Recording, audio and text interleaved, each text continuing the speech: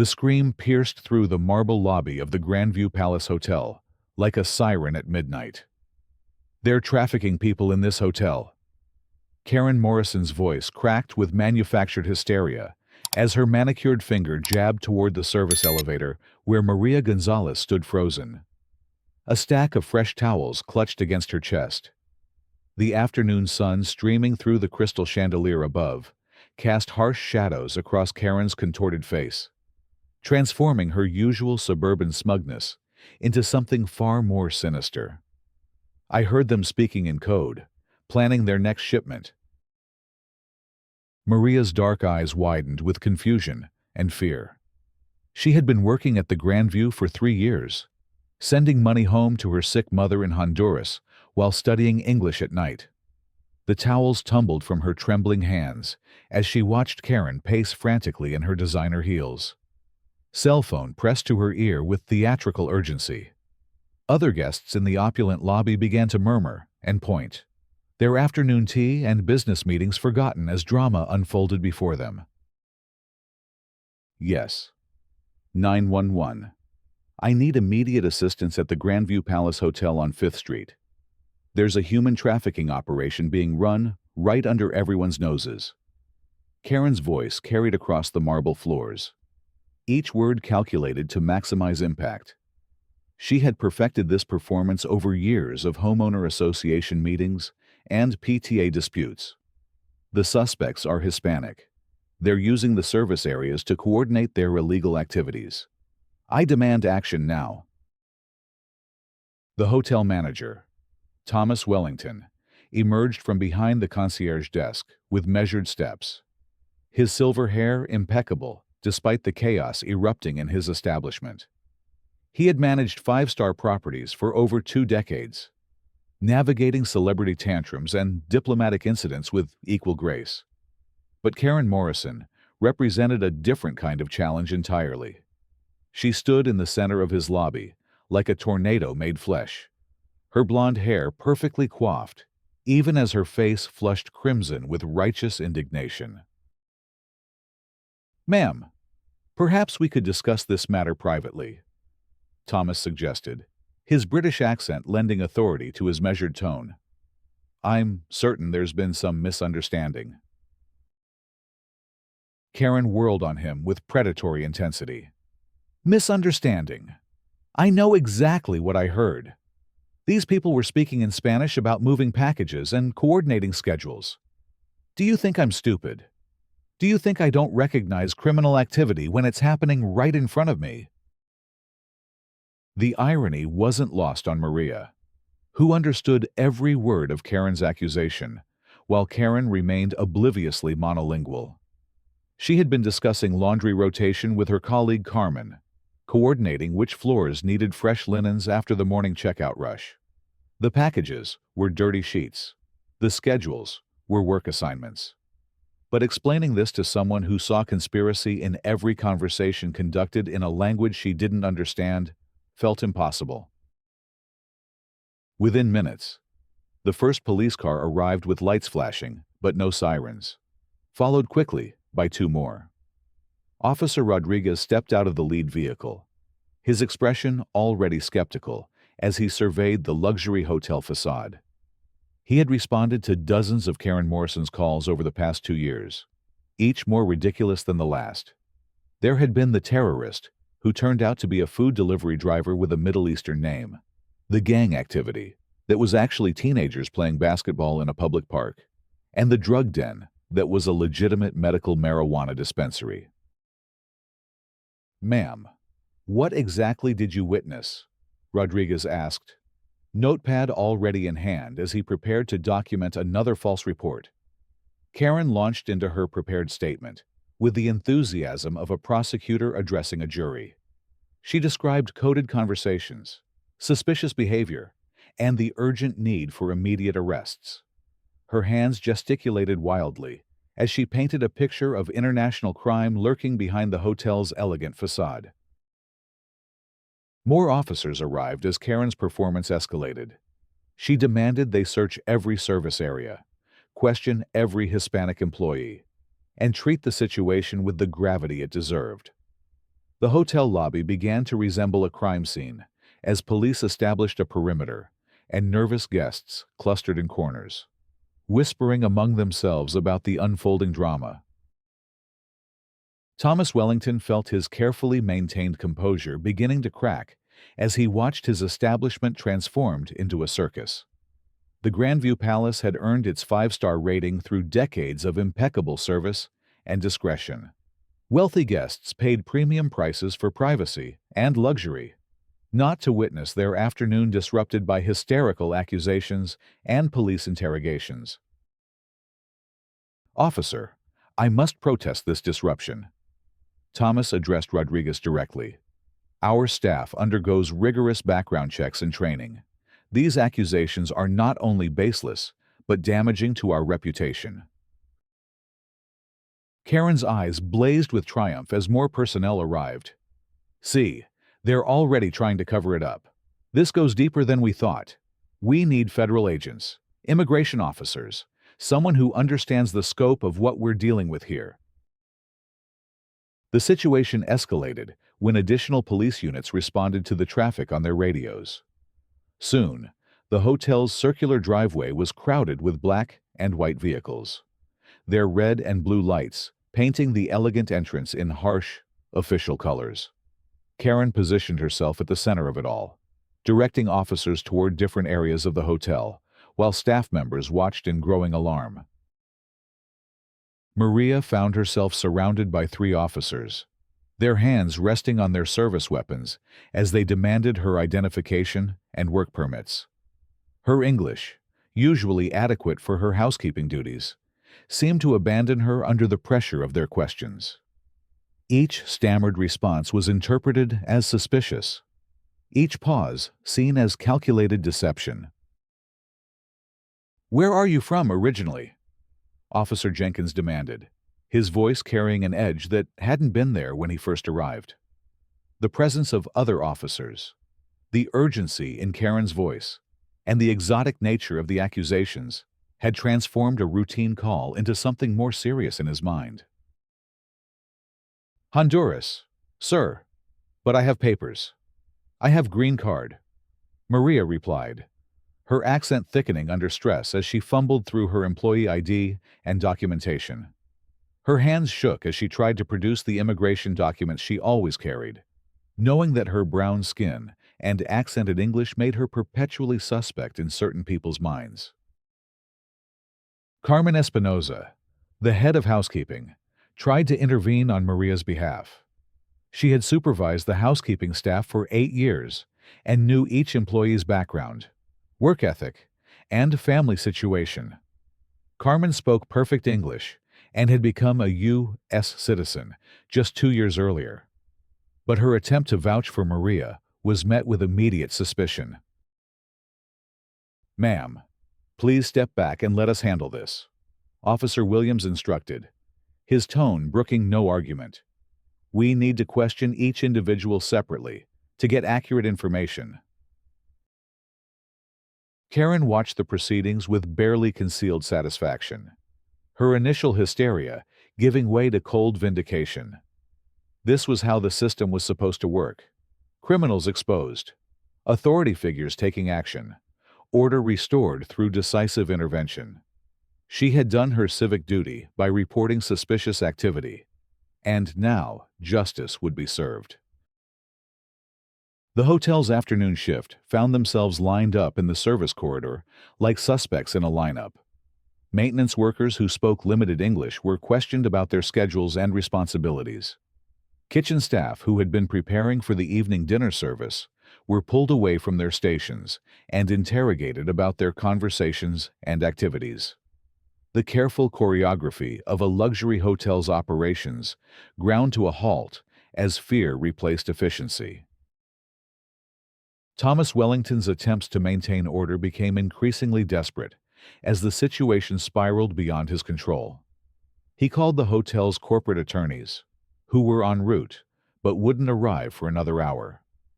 He contacted his insurance company, wondering if their liability coverage extended to false imprisonment lawsuits.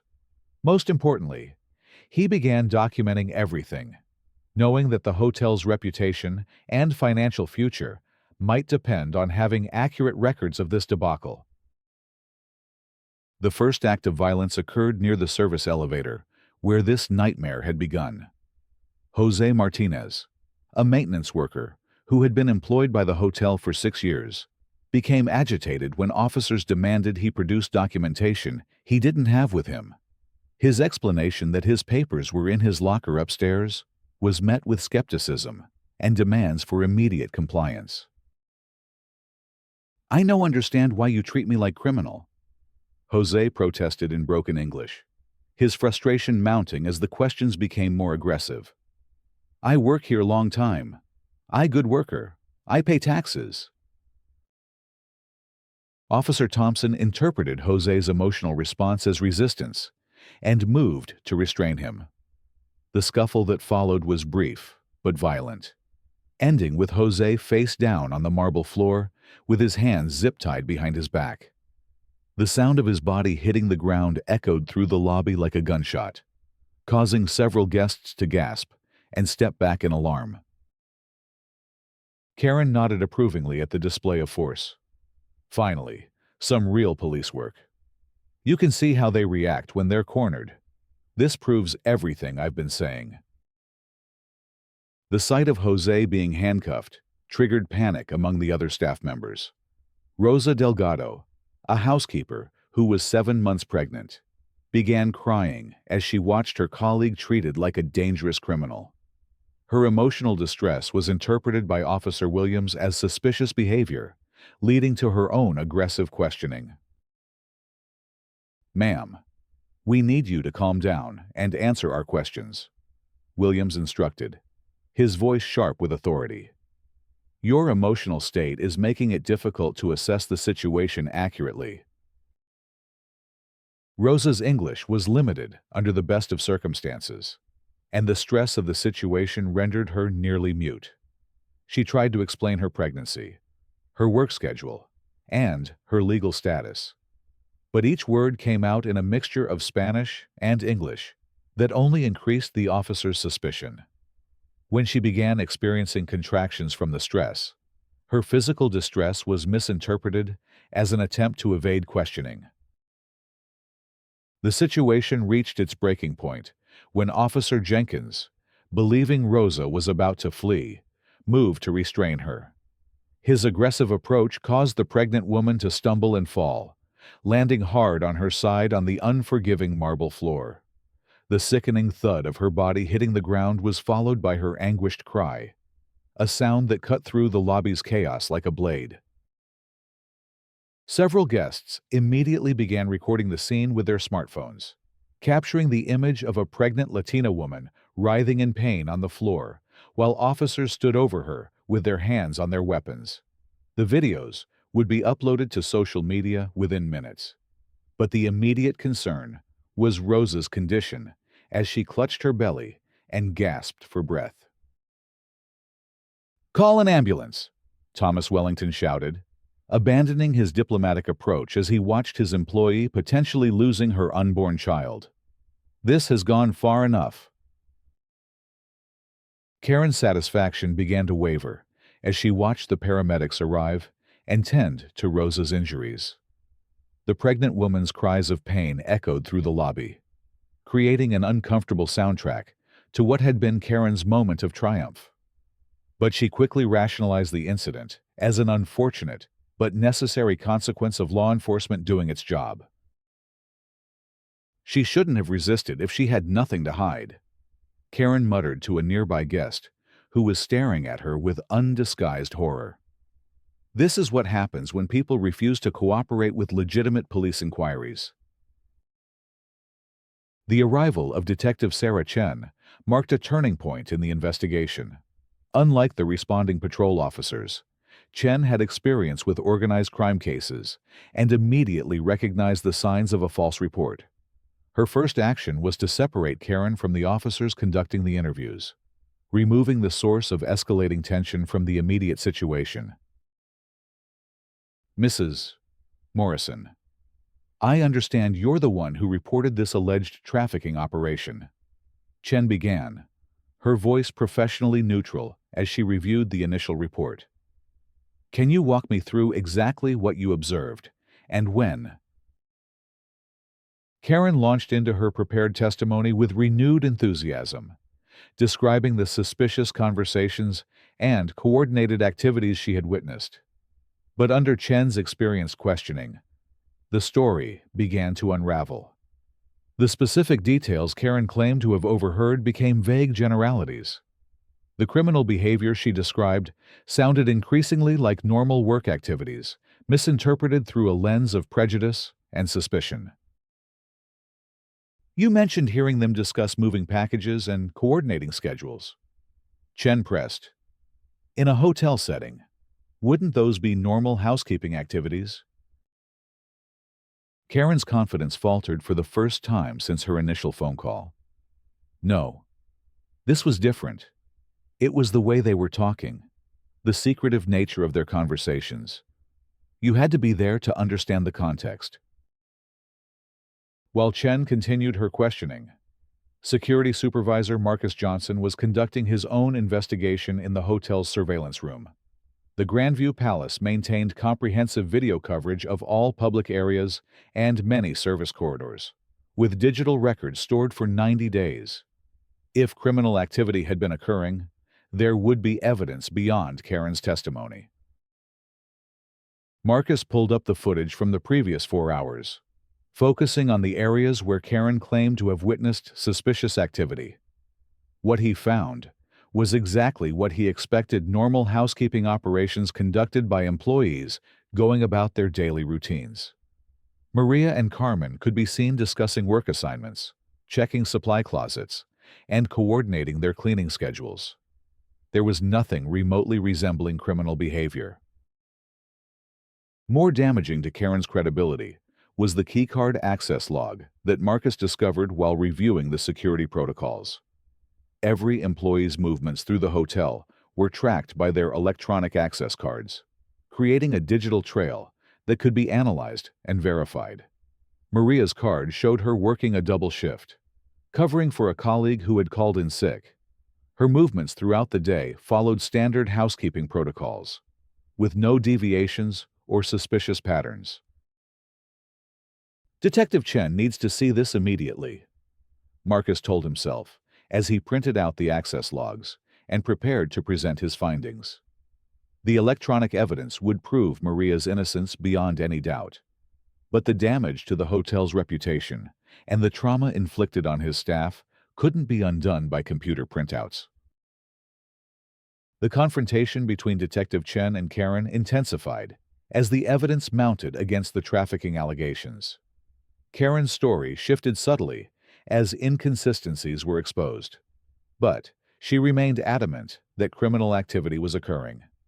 Her certainty in the face of contradictory evidence revealed the depth of her prejudice and the power of her preconceptions. "These people are trained to avoid detection," Karen insisted when Chen presented the security footage. "They know they're being watched, so they're careful to make their criminal activities look normal. That's how these operations work." Chen had heard similar rationalizations from other false reporters over the years. When reality failed to support their accusations, they constructed elaborate conspiracy theories to explain away the contradictions. Karen's worldview required Hispanic employees to be criminals, so any evidence to the contrary was dismissed as proof of their sophistication rather than their innocence. The turning point came when Chen interviewed several hotel guests who had been in the lobby during the time period Karen described. Unlike the traumatized staff members, these witnesses could provide objective testimony about what they had observed. Their accounts painted a very different picture of the alleged criminal activity. "I saw the housekeeping staff going about their normal duties," testified Mrs. Eleanor Phillips, a regular guest who had been enjoying afternoon tea. "They were professional, quiet, and efficient. I didn't observe anything unusual or suspicious." Mr. James Crawford, a business traveler who had been working in the lobby, corroborated Phillips' testimony.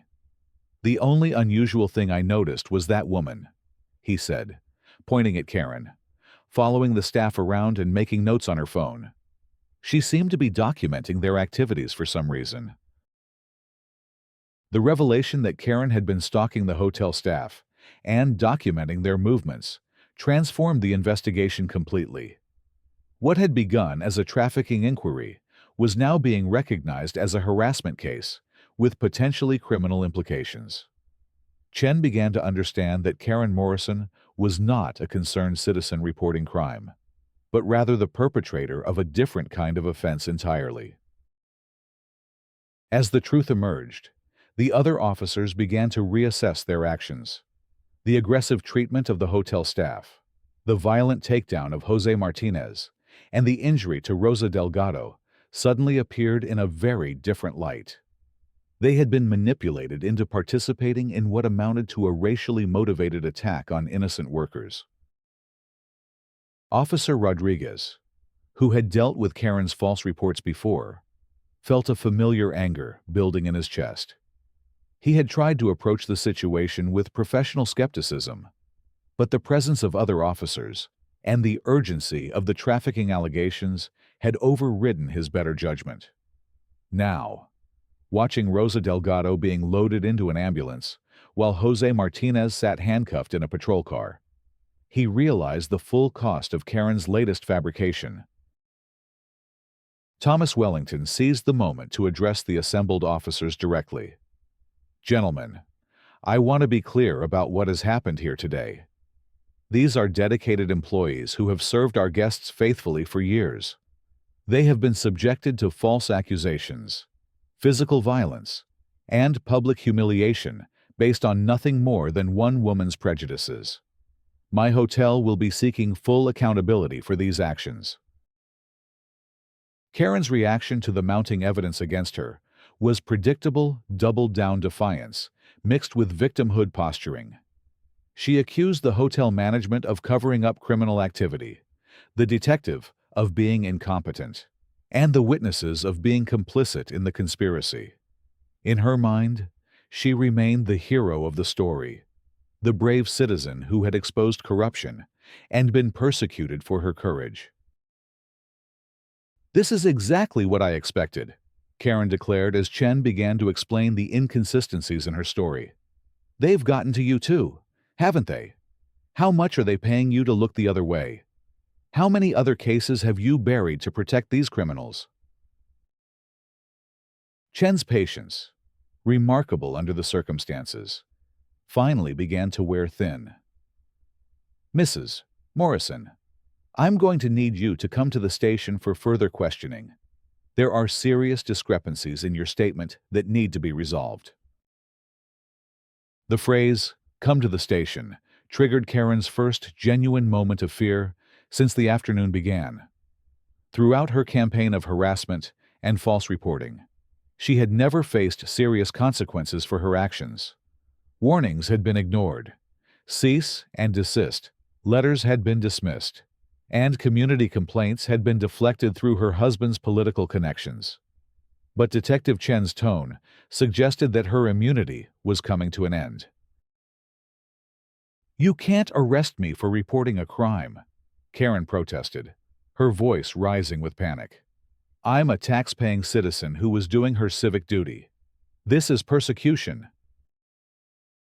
The hotel lobby, which had been a war zone just hours earlier, began to calm as the true situation became clear. Jose Martinez was released from custody with profuse apologies, though the zip-tie marks on his wrists would remind him of this humiliation for days. Rosa Delgado was transported to the hospital for observation. Her pregnancy fortunately unaffected by her fall, but her trust in authority permanently damaged. Media crews began arriving as news of the incident spread through social media channels. The viral videos of a pregnant woman being knocked down by police, captured from multiple angles by horrified guests, had already generated thousands of views and comments.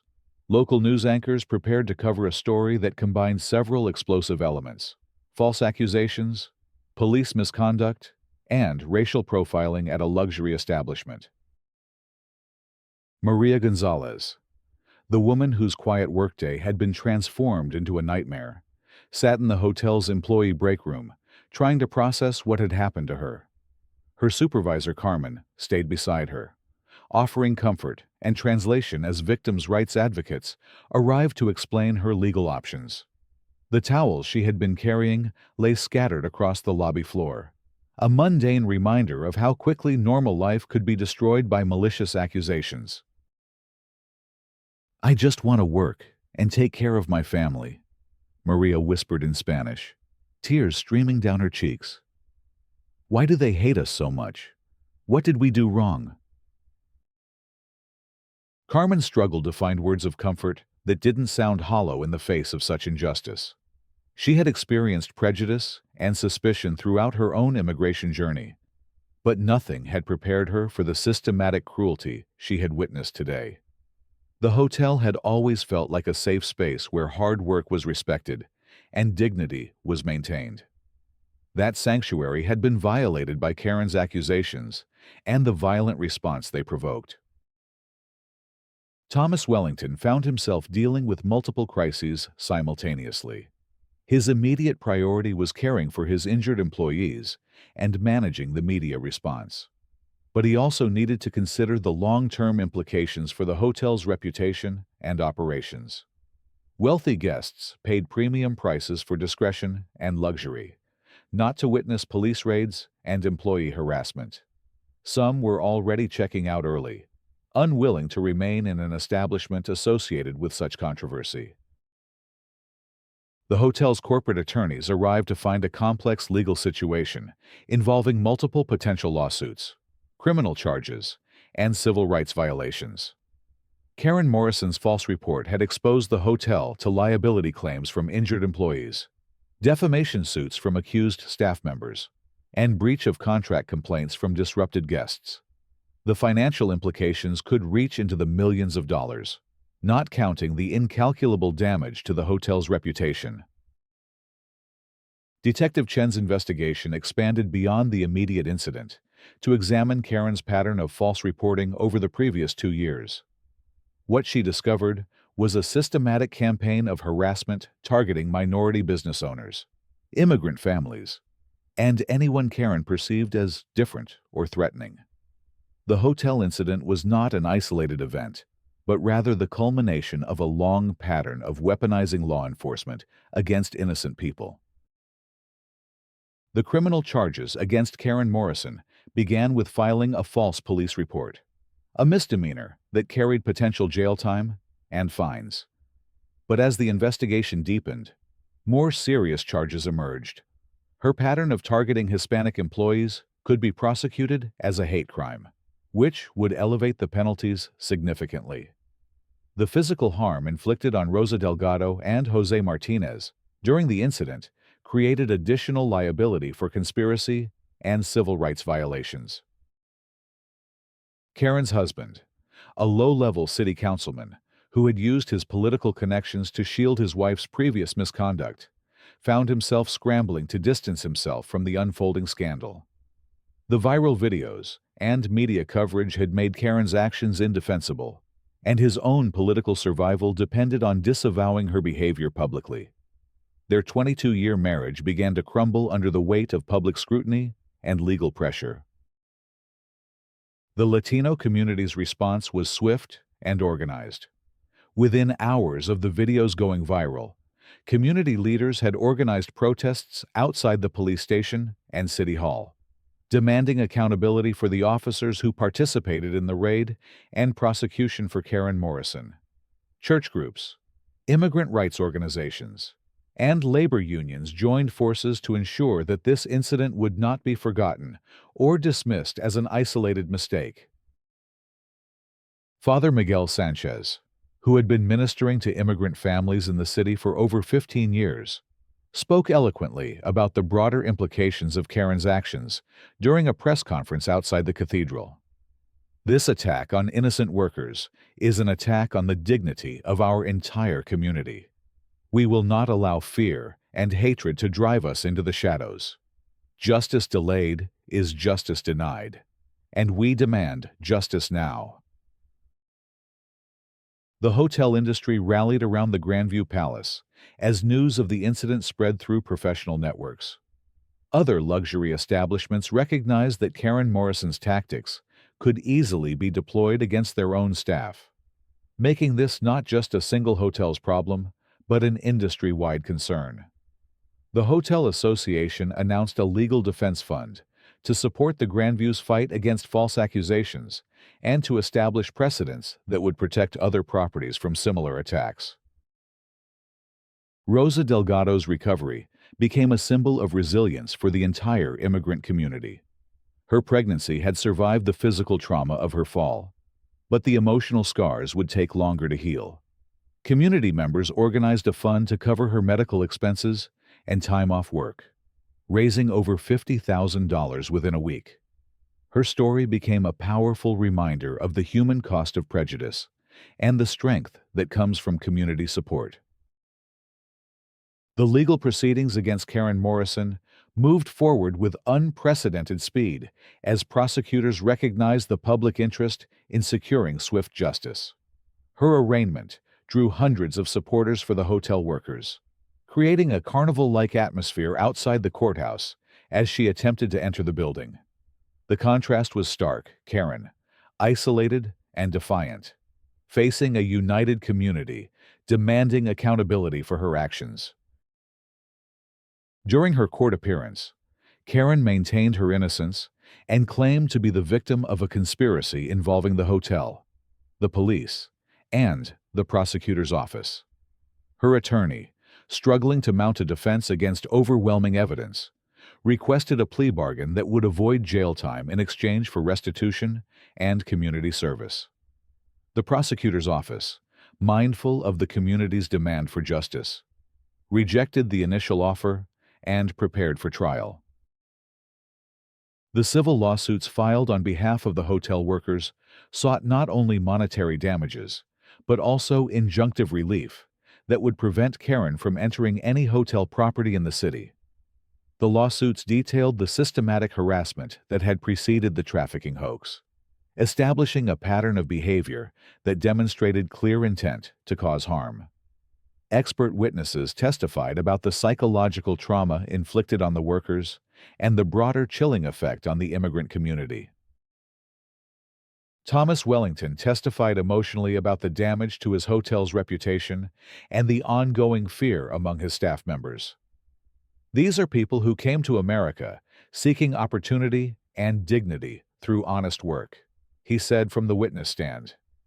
They trusted us to provide a safe work environment, and we failed them because we couldn't protect them from the malicious actions of Karen Morrison. The jury's verdict was swift and unambiguous, guilty on all counts, with maximum penalties applied for the hate crime enhancements. Karen Morrison was sentenced to 2 years in prison, 5 years of probation, and ordered to pay over $300,000 in restitution to the hotel and injured workers. Additionally, she was banned from entering any hotel property in the county for 10 years following her release. The hotel workers' civil lawsuit resulted in an even larger financial judgment, with punitive damages designed to send a clear message about the cost of weaponizing law enforcement against innocent people. Karen's house, cars, and investment accounts were liquidated to satisfy the judgment, leaving her financially ruined as well as criminally convicted. Her husband filed for divorce before her sentencing, completing her transformation from suburban vigilante to isolated pariah. Maria Gonzalez used her portion of the settlement to bring her mother to the United States for medical treatment, finally achieving the family reunification she had been working toward for years. She continued working at the hotel, which had become a symbol of successful resistance to prejudice and harassment. Her quiet dignity throughout the ordeal had inspired others to speak out against injustice and demand accountability from authority figures. The Grandview Palace Hotel implemented new security protocols designed to protect employees from false accusations and harassment by guests. Staff members received training on their rights during police encounters, and the hotel retained a civil rights attorney on retainer to respond quickly to any future incidents. The hotel's reputation, initially damaged by the controversy, was ultimately enhanced by management's strong support for their workers and commitment to justice. 1 year after the incident, the hotel hosted a community celebration recognizing the strength and resilience of the immigrant workers who had faced Karen Morrison's assault with courage and dignity. Rosa Delgado, now the mother of a healthy baby girl, spoke about the importance of standing together against hatred and supporting each other through difficult times. Her words resonated through the marble lobby where her nightmare had begun, transforming a site of trauma into a symbol of hope and community solidarity. The case became a landmark precedent for prosecuting false reports motivated by racial bias, with legal scholars studying the innovative charges and enhanced penalties that had been successfully applied. Police departments across the country updated their training protocols to help officers recognize and avoid being manipulated into participating in harassment campaigns disguised as legitimate crime reports. Karen Morrison's name became synonymous with the dangers of unchecked prejudice and the importance of holding false accusers accountable for the damage they cause. The afternoon sun that had illuminated Karen's initial accusation now streamed through those same crystal chandeliers. But the light felt different somehow, warmer and more welcoming. Maria arranged fresh flowers in the lobby vases, while Rosa, back from maternity leave, supervised the housekeeping staff with quiet authority. Their presence served as a daily reminder that justice, though sometimes delayed, could ultimately prevail when communities stood together against hatred and refused to let fear silence their voices. The Grandview Palace Hotel had become more than a luxury establishment. It was now a beacon of hope, proving that even the most elaborate lies could not withstand the simple power of truth, supported by united action and unwavering courage.